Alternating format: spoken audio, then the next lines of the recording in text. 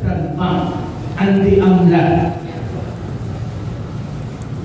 Kung sabi ni Trillanes na 2.4, sabi niya matagal na then why the hell?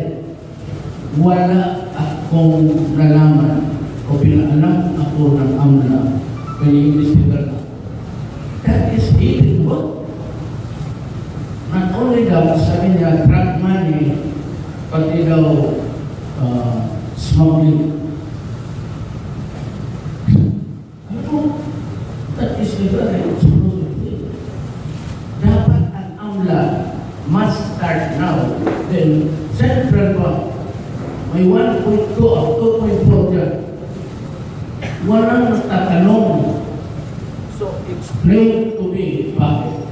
Because there is a 2.4 billion that is criminal negligence kung wala silang aksyon. Siguro lang ito ba? Ito sinasabi nitong corruption na 2.4 billion.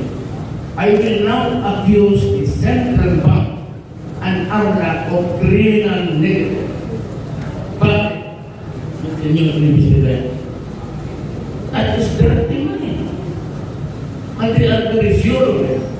Trillanes and Rojas. So why don't you call Trillanes and Rojas waiting for a conference and tignan ninyo that if it is there, start the investigation. I challenge you. And if not, I will file a case against you. What criminal